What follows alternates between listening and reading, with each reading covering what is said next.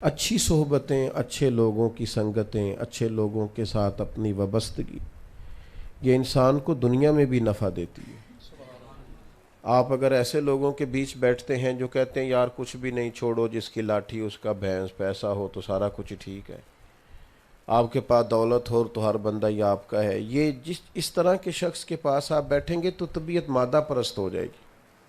सुबह से शाम तक सिर्फ पैसे कमाने का भूत सवार हो जाएगा। किसी न किसी तौर पर इंसान दौलत जमा करने में लग जाएगा। लेकिन अगर उन लोगों की सोबत मुयस्सर आएगी जो कहेंगे यार पैसा तो वक्त गुजारने के लिए ज़रूरी है, लेकिन रब रसूल की रज़ा जो है वो ज़िंदगी गुजारने के लिए ज़रूरी है, जो क़यामत और उखरवी कामयाबी के लिए ज़रूरी है। जिस तरह के लोगों के आप पास बैठेंगे उसी तरह के अफ़कार, नज़रियात, सोचें तबीयत में पैदा हो जाएंगी। अपनी सोहबतों को ठीक रखना। मुस्नद अहमद में अल्लाह के प्यारे रसूल सल्लल्लाहु ताला अलैहि वसल्लम का फरमान मौजूद है। हुज़ूर अलैहिस्सलाम ने फरमाया कभी भी सोहबत इख्तियार न करना सिवाय उसके कि जो कामिल मोमिन हो। कामिल मोमिन के अलावा किसी शख्स की सोहबत इख्तियार न करना। और फरमाया कभी भी दावत न देना अपने घर में मगर मुत्तकी आदमी को, परहेजगार लोगों को। जाना तो कामिल मोमिन से मिलने जाना, और घर में बुलाना तो परहेजगार आदमी को बुलाना। आप जिस तरह के लोगों के, हमने ऐसे लोग भी देखे हैं बड़े अच्छे नमाजी थे, परहेजगार थे, मुत्तकी थे, लेकिन ऐसे लोगों के पास बैठने लगे कि जिन्होंने उन्हें कहा छोड़ो यार और भी बड़ी चीज़ें हैं, तो उनके मामलात जो थे उसमें परेशानी आई। ऐसे लोग थे नज़रियाती तौर पर पुख्ता थे, पक्के अकायद के लोग थे, लेकिन ऐसे लोगों के पास बैठे जिनके पास कमज़ोर बातें थी वो भी कमज़ोर हो गए। अपनी सोहबतों को उम्दा किया जाए, अपनी औलाद के बारे में गौर किया जाए कि हमारे बच्चे कहाँ उठते बैठते हैं, किसकी बात सुनते हैं, किसके पास उनका आना जाना है, किस तरह के लोगों के साथ वो अपने औकात गुजारते हैं। सोहबतें, ताल्लुकात, ये जितने ज़्यादा साफ़ सुथरे होंगे नज़रियात उतने ज़्यादा साफ़ सुथरे होंगे। हमारे यहाँ इल्म को, तालीम को अहमियत दी जाती है। आला हज़रत फ़ाज़िल बरेलवी रहमतुल्लाह ताला अलैह से किसी ने पूछा था कि इल्म के ज़राए क्या हैं, इल्म इंसान को कैसे हासिल होता है, ये बात ज़रा समझिएगा। तो फ़ाज़िल बरेलवी रहमतुल्लाह अलैह जो अपने दौर के सबसे बड़े आलिम हैं और अभी तक जिन पर तहकीक, रिसर्च और काम तहकीकी हो रहा है, वो फरमाने लगे चंद चीज़ें हैं जिनसे इंसान को इल्म हासिल होता है। एक तो बाकायदा आपने दरसियात पढ़ा और मुरव्वजा निसाब आपने मुकम्मल किया, तो एक ज़रिया तो इल्म का ये है। दूसरा फरमाते हैं अफ़वाह रिजाल, यानी उलमा और साहिब इल्म लोगों के पास आने जाने से भी बंदे को इल्म हासिल होता है। और फिर कुतुब बीनी, मुताला, सही और मुस्तनद उलमा की कुतुब को देखना, उससे भी इंसान को इल्म हासिल होता है। लेकिन अफ़वाह रिजाल, उलमा के पास बैठना, उनसे गुफ्तगू सुनना, अच्छी सोहबत इख्तियार करना, ये एक बहुत बड़ा ज़रिया है कि जिससे इंसान को इल्म हासिल होता है। तो अच्छे लोगों की संगत इख्तियार करें। फिर ये कि कामयाबी के जो मदार हैं, जो चीज़ें हैं, उनकी तरफ सफ़र करें। कामयाबी क्या है, तसव्वुफ़ क्या है, तरीक़त क्या है, मारिफत क्या है। एक तो ये है कि सूफिया ने जो बारीक बातें लिखी हैं उस पर गौर की जाए और बितफ़सील उनको पढ़ा जाए, समझा जाए, और जो अमली चीज़ें उन्होंने लिखी हैं उसकी मश्क की जाए। तहज्जुद से लेकर इशराक चाश तक और वहाँ से लेकर इशा की नमाज के मामूलात तक हर चीज़ का ख्याल रखा जाए। ये बड़ी आला बात है। और जो लोग इन चीज़ों को पढ़ते हैं, जैसे हज़रत मुजद्दिद साहब की मकतूबात शरीफ है, दाता साहब रहमतुल्लाह अलैह की किताब है, फिर उसके बाद दीगर सूफिया की कुतुब है, बड़ी आला बात है। लेकिन हमारे उलमा ने 3 बातें आम आदमी के लिए बतौर निचोड़ के बयान कर दी कि उसको ज़्यादा उलझना ना पड़े। उसको हज़रत मुजद्दिद साहब रहमतुल्लाह अलैह ने मकतूबात शरीफ में भी बयान किया है और शेख अबू तालिब मक्की ने भी इसको लिखा। 3 बातें आप अगर ज़्यादा गौर करें तो लंबी अबहास नहीं, तसव्वुफ़ को, तरीक़त को, मारिफत को, सूफ़ीज़म को, ان سارے رستوں کو سمجھنے کے لیے صرف 3 باتیں، وہ فرماتے ہیں ان پر تم عمل کر لو، اللہ تبارک و تعالی تمہیں اخلاقی طور پر بھی اور عملی طور پر بھی تکمیل عطا کرے گا۔ 3 باتیں کیا ہیں؟ سب سے پہلی بات یہ ہے کہ ضرورت کے مطابق علم حاصل کرنا۔ حضور علیہ السلام نے فرمایا علم کا طلب کرنا ہر مسلمان پر فرض ہے۔ علم کا، یہاں لوگ کہتے ہیں مولوی بتاتے نہیں، بھئی فرض تو آپ پر تھا کہ آپ طلب کرتے، یہ تو حضور نے فرمایا تم طلب کرو، اپنے اندر طلب پیدا کرو۔ آپ کب سوال لے کے گئے ہیں کہ جناب میرا یہ مسئلہ ہے مجھے بتائیے؟ طلب تو ہم نے کرنا تھا۔ تو ایک تو اپنی ضرورت کے مطابق علم حاصل کیا جائے، یہ پہلی بات۔ اور پھر دوسری بات، جسے پڑھا جائے نا، جسے سیکھا جائے، وہ صرف الفاظ کا گورکھ دھندا نہ بنایا جائے، وہ صرف جملوں کو تراشنے اور مرتب کرنے کے لیے نہ سیکھا جائے، بلکہ جو سیکھا جائے اس پر پھر عمل کیا جائے۔ یعنی جو علوم آپ نے حاصل کیے، جو فہم آپ نے سیکھا، جو تفقہ آپ کو نصیب ہوا، جو چیزیں آپ نے لیں، ان کو پھر آپ اپنی عملی زندگی میں نافذ کریں۔ عملی زندگی میں یہ 2 باتیں ہو گئیں، علم اور عمل۔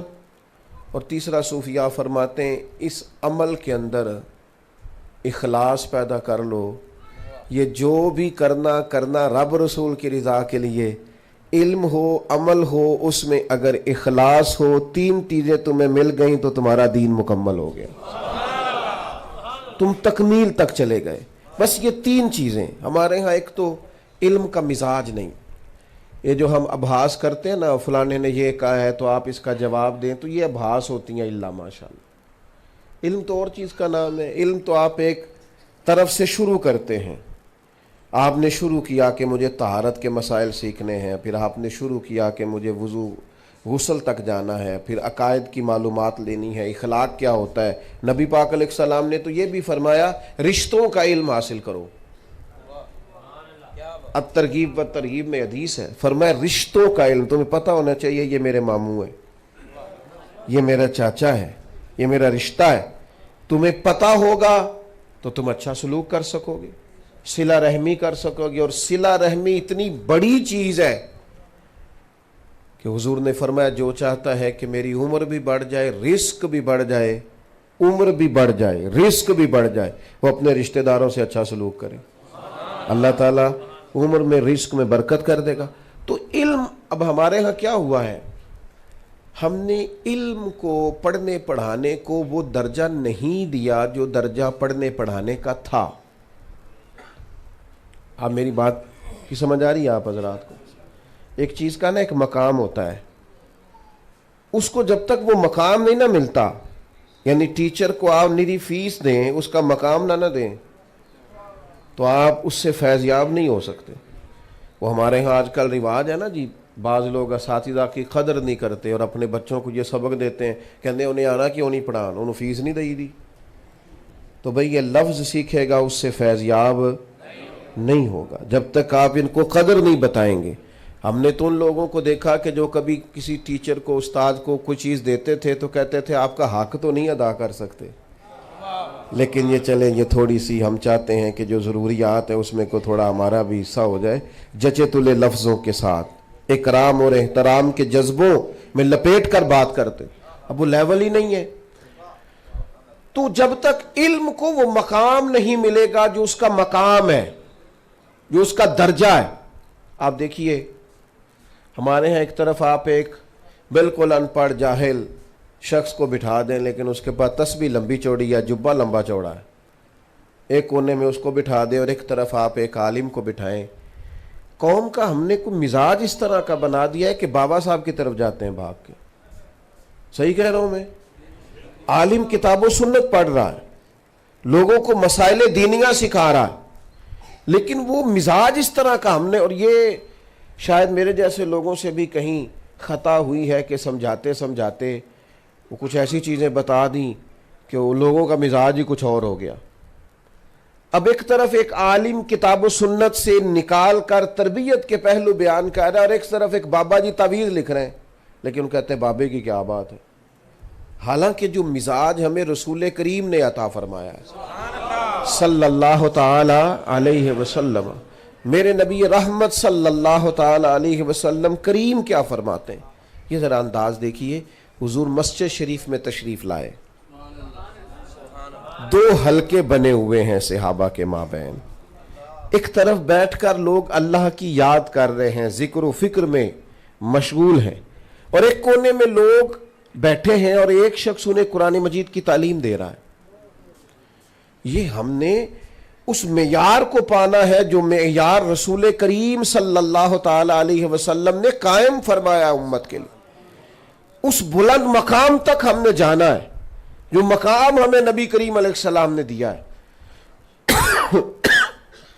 سرکار تشریف لائے، ایک طرف لوگ ذکر الہی میں اذکار میں مشغول ہیں، ایک طرف لوگ تعلیم و تعلم کا سلسلہ جاری ہے۔ اب محبوب ان دونوں کے بیچ کھڑے ہو گئے اور فرمایا دونوں محافل، دونوں مجالس خیر کی ہیں، سبحان اللہ، دونوں اچھا اعلیٰ اور عمدہ کام کر رہے ہیں، لیکن پھر نتیجہ نکالا اللہ کے محبوب نے، رزلٹ دیا، اپنی امت کو سمجھایا۔ کریم فرمانے لگے میں چونکہ خود ایک استاد بن کے آیا ہوں، میں چونکہ معلم بنا کر بھیجا کیا ہوں، یہ لفظ کہتے کہتے خود رسول کریم اس محفل میں بیٹھ گئے جہاں علم پڑھایا جا رہا، جہاں تعلیم۔ نبی پاک علیہ السلام نے اپنے بیٹھنے کے لیے جس جگہ کو اعزاز دیا وہ ہے جہاں پڑھا، ہم سیکھتے نہیں، طبیعت نہیں۔ آپ جناب ویسے گپ شپ کریں تو ساری رات کریں، لیکن اگر استاد سے 4 لائنیں پڑھنی پڑیں تو لوگوں کو نیند آتی ہے۔ چند مسائل اگر لوگوں کو سیکھنے پڑے تو سب سے پہلے تو اپنی طبیعت میں طلب پیدا کریں، جس کا مجھے پتہ نہیں میں اس کا پتہ کروں، جس کی مجھے خبر نہیں میں اس کے بارے میں جانوں، میں تعلیم حاصل کروں، میں دیکھوں کہ اگر اللہ تبارک و تعالیٰ نے کسی منصب پر مجھے یہ دیکھیں رمضان میں کتنے لوگ زکوٰۃ کے مسائل پوچھتے ہیں، حالانکہ یہ رمضان میں پوچھنے والے نہیں تھے، یہ تو بہت پہلے پوچھ لینے چاہیے تھے۔ یہاں باپ پوچھ رہے ہیں جب بالکل فرض ادا کرنے کا، یہ بھی غنیمت ہے اگر رمضان میں پوچھتے ہیں، لیکن یہ قبل از وقت کرنے کا۔ ہمارے ہاں طلاق کی ریشو بہت زیادہ بڑھ گئی ہے اور بڑی تکلیف ہوتی ہے، 3-4 چھوٹے چھوٹے بچے اور شوہر نے یک بارگی 3 طلاقیں دے دی۔ اب ان بچوں کو دیکھ دیکھ کر طبیعت پریشان ہوتی ہے کہ یار یہ کیسے بیچارے ماں باپ کے ہوتے ہوئے لاوارثوں جیسی زندگی گزاریں گے، کیسے وقت گزاریں گے۔ لیکن میری ذاتی رائے یہ ہے چھوٹی سی کہ اگر بچے اور بچی کو شادی سے پہلے نکاح اور طلاق کے مسائل بتائے جائیں نا، اگر انہیں پہلے بٹھایا جائے، انہیں سمجھایا جائے کہ بھئی آپ اس طرح طلاق دیں گے تو حالات اور ہوں گے، انہیں مسئلے کا پتہ ہو، تو جتنی یہ تیزی ہو گئی یا اتنی تیزی کبھی بھی نہ ہو۔ لوگ سمجھیں جس چیز کا بندے کو پتہ ہوتا ہے نا، یعنی مجھے پتہ چل جائے کہ اس میں کرنٹ ہے تو پھر تو نہیں نا ہاتھ لگاؤں گا، میں پتہ چل جائے کہ یہ کام کرنے سے میرے لیے نقصان ہوگا، لیکن اس کا علم ہونا ضروری۔ ہم نے یہ کیا ہے کہ ہم نے 1.5-2 مہینے پہلے فرنیچر کا آرڈر دیا تھا ہم نے بچی کے لیے، اور میں تو ایک دوست کی ایک دفعہ بات سن کے حیران ہوا، کہنے لگے میں تو غلط تاریخ بتا کے آیا ہوں ٹیلر کو جس سے میں نے بچے کی شیروانی بنانی تھی، شادی اس سے 10 دن بعد ہے، لیکن تاریخ اس لیے 10 دن پہلے کی بتائی ہے کہ وہ لیٹ نہ کرے۔ یہ میں حالانکہ معاذ اللہ ایسا کرنا درست نہیں، آپ سچ بولیں۔ تو میں نے کہا کتنے دن پہلے آرڈر دیا؟ کہنے لگے 1 مہینہ پہلے شیروانی والے کو کہا ہے۔ وہ خدا کے بندو، فرنیچر سے گھر آباد ہوگا، شیروانی سے گھر آباد ہوگا، آپ جو ضروریات جمع کر رہے ہیں ان کی وجہ سے گھر آباد ہوگا۔ آپ نے انہیں مسائل سے تو آگاہ نہیں کیا۔ کاش ایک حدیث باپ نے بیٹی کے دل میں اتاری ہوتی، ایک کہ نبی پاک صلی اللہ تعالی علیہ وآلہ وسلم نے فرمایا جو عورت پردے کی پابند ہو، نماز کا خیال کرے، شوہر اس کا راضی ہو، اگر دنیا سے جائے گی تو اللہ اپنے فضل سے جنت عطا کر دے گا۔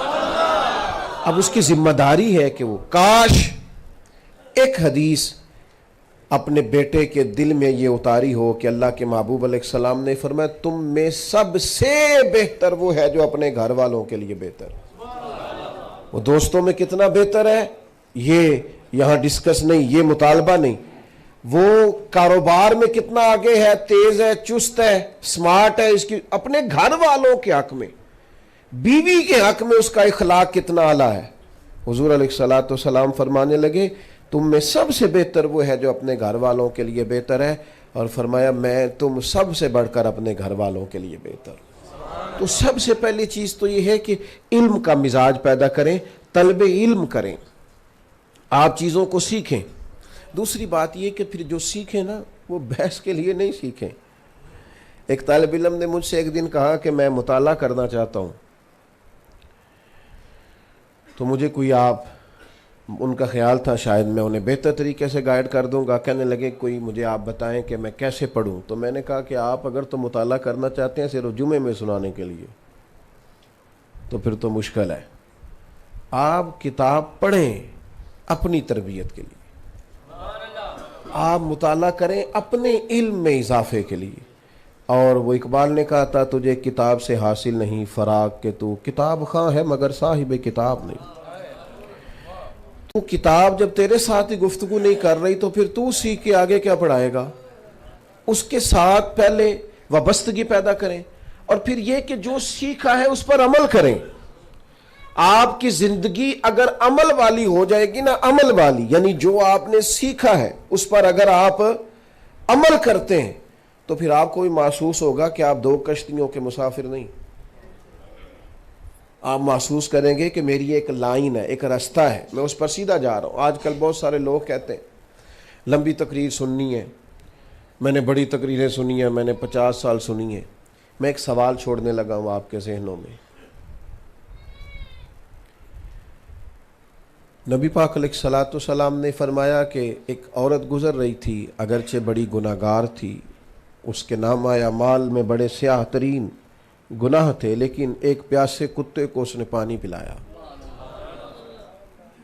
کنویں سے نکال کر کے اللہ نے اس کی بخشش کر دی۔ میں آپ کو زیادہ تکلیف نہیں دوں گا، جلدی سے بتائیے گا یہ حدیث آپ صاحب نے سنی ہوئی ہے؟ جو نہیں بول رہے ان کا کیا خیال ہے؟ سنی ہوئی ہے، سنی ہوئی ہے؟ یعنی جتنے لوگ یہاں بیٹھے ہیں ابھی تک کسی نے انکار نہیں کیا کہ میں نے پہلے نہیں سنی۔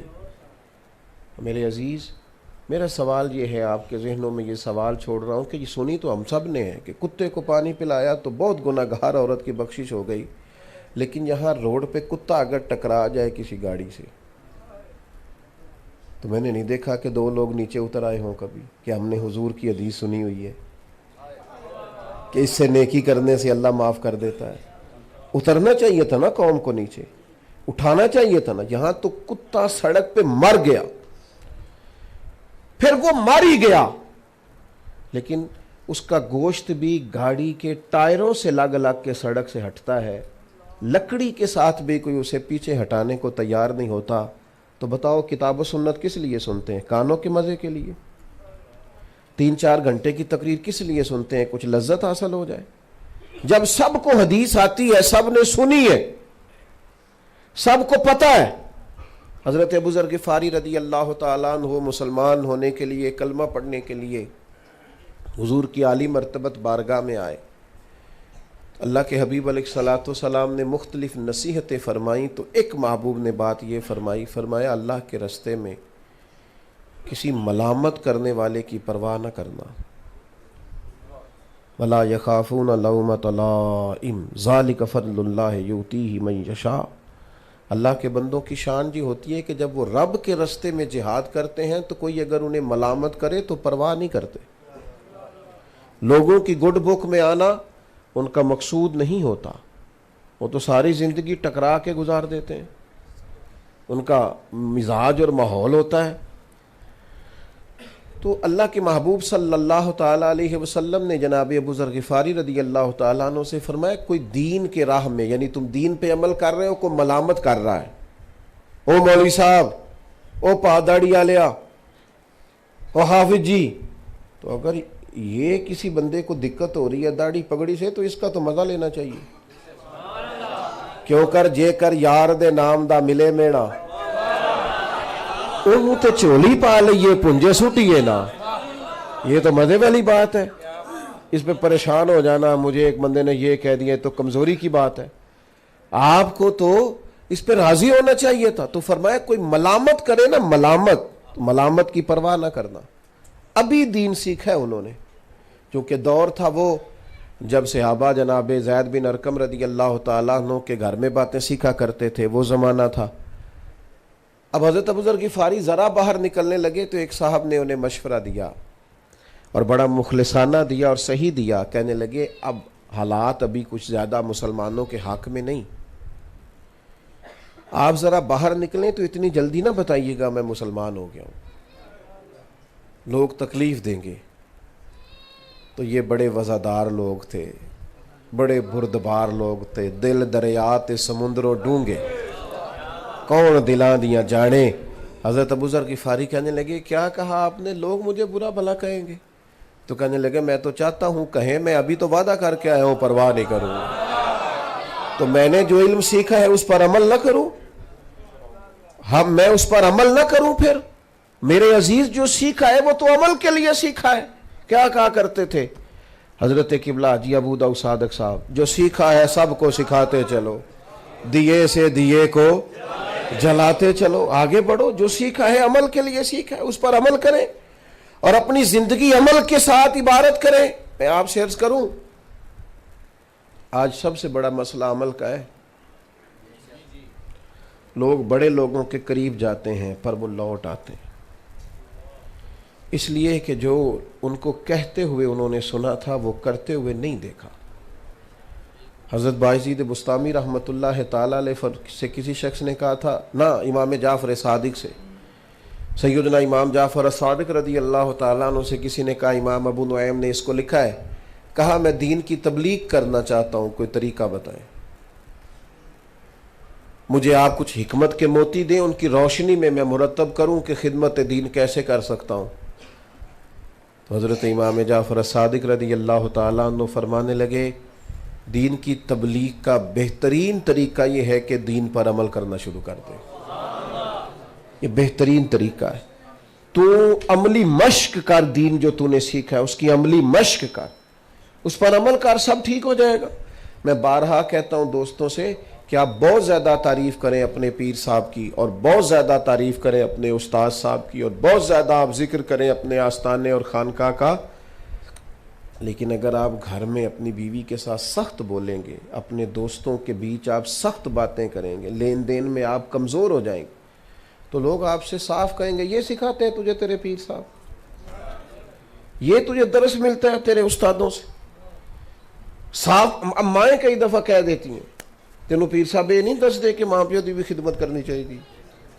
تو بھائی جب تک عمل اور کردار نہیں ہوگا اتنی دیر تک دین سیکھنے کا اور یاد کرنے کا اور حصول کرنے کا نفع حاصل نہیں ہے. اور تیسری اور آخری بات جس پر کامیابی کا مدار ہے وہ ہے اخلاص.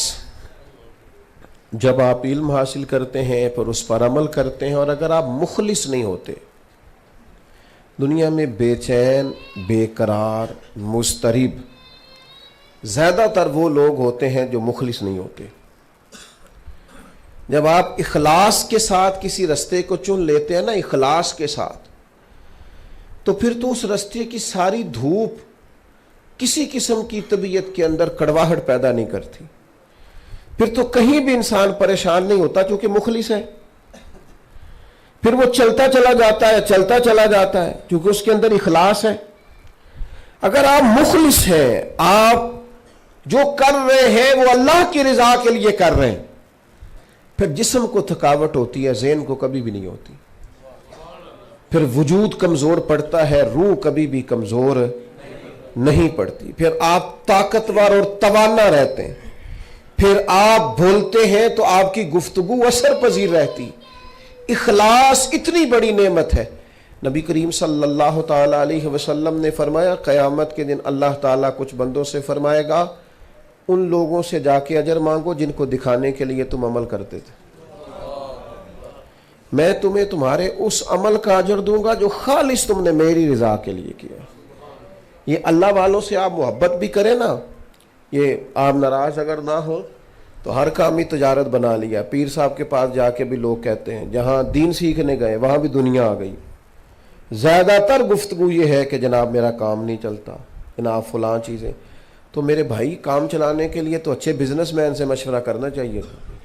وہ آپ کو کوئی خاص چیزیں بتاتا کہ کون سا بزنس شروع کر لیں اور اسے کتنا ٹائم دیں اور کتنی انویسٹمنٹ کریں تو چل جائے گا. اس کے لیے آپ پیر صاحب کے پاس کیا لینے آئے؟ دعا کی برکت کا انکار نہیں کرتا. اللہ والوں سے محبت کرے خالص اللہ کی رضا کے لیے، رب کا بندہ جان کے، رب کا. اور اگر کسی قسم کے بھی مقاصد اس میں شامل آ گئے تو اس کی روحانیت اور نورانیت ختم ہوگی. نبی کریم صلی اللہ تعالی علیہ وسلم نے فرمایا قیامت کے دن کچھ لوگوں کے چہروں کا نور 14ویں رات کے چاند کی طرح ہوگا. اللہ انہیں نور کے منبر عطا کرے گا. تو کریم فرماتے ہیں جب پوچھا جائے گا یہ کون ہے تو آواز کرم آئے گی، یہ وہ لوگ ہیں جو دنیا میں رب کی رضا کے لیے ایک دوسرے سے پیار کرتے. کوئی ان کو ذاتی لالچ نہیں تھا، قطعاً نہیں. اخلاص حسن ہے، اخلاص. اور آج کل سب سے بڑا مسئلہ کیا ہے؟ اخلاص ہی تو ملتا نہیں. وہ کسی شاعر نے کہا تھا کہ اس سال ایک فقیرنی تھی، ایک خاتون تھی، تو اس کا بیٹا میلے میں گم ہو گیا. وہ بیچارہ اعلان کرتا پھرتا تھا، ڈھونڈتا تھا، گم ہی ہو گیا ڈھونڈتے ڈھونڈتے کہ مجھے اخلاص چاہیے. میلہ لگا ہوا تھا، ہر چیز لوگ بیچ رہے تھے. اس نے کہا کوئی کہیں سے تھوڑا اخلاص مل جائے. وہ کہتے ہیں وہ چیخے مارتا تھا لیکن ساری مخلوق اس لیے چپ تھی کہ اخلاص تو ناپید ہو گیا. اس سال میرے گاؤں کے میلے کی بھیڑ میں جو گم ہوا وہ ایک بھکارن کا لال تھا. اس فقیر کو تلاش تھی متاع خلوص کی، اور مخلوق چپ رہی کہ یہ مشکل سوال تھا. یہ سوال مشکل تھا. اور تو کہے گا تو کچھ مل جائے گا. اور اخلاص اور للہیت، جب تک اخلاص نہیں ہوتا، جب تک انسان خالص مخلص. کیوں نہیں تھکے امام بخاری گلی گلی نگر نگر جا کے؟ آج ہم کہتے ہیں امام بخاری امام بخاری. امام بخاری رحمۃ اللہ علیہ کے ساتھ تو لوگوں کا رویہ اتنا ناروا تھا کہ آپ نے دعا کی تھی کہ اللہ تیری زمین بڑی وسیع ہے پر میرے لیے تنگ کر دی گئی ہے، کرم فرما، اگر میرا موجود رہنا بہتر ہے ورنہ تو مجھے اپنی بارگاہ میں بلا، جو میرے لیے بہتر ہے فیصلہ کر. تو میرے عزیز یاد رکھیے گا اخلاص بہت بڑی سعادت ہے.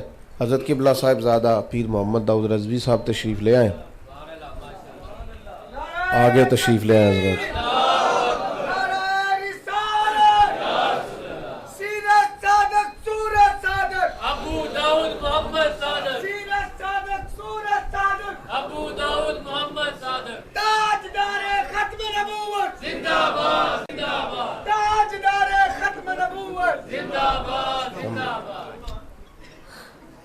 بس میری بھی گفتگو مکمل ہو گئی، بات ختم کرنے لگا ہوں. تشریف رکھیں جلدی سے جی، جلدی سے بیٹھ جائیں. اللہ آپ کو جزائے خیر. جلدی سے آپ تشریف. اخلاص کے ساتھ جو بھی عمل کیا جائے گا وہ انسان کو سکون دے گا. حدیث پاک سنیں اور میں اپنی بات کو سمیٹوں. ایک غزوہ تھا، جنگ تھی. نبی کریم علیہ السلام کے ساتھ صحابہ کرام علیہم رضوان کی ایک بڑی تعداد عازم سفر تھی.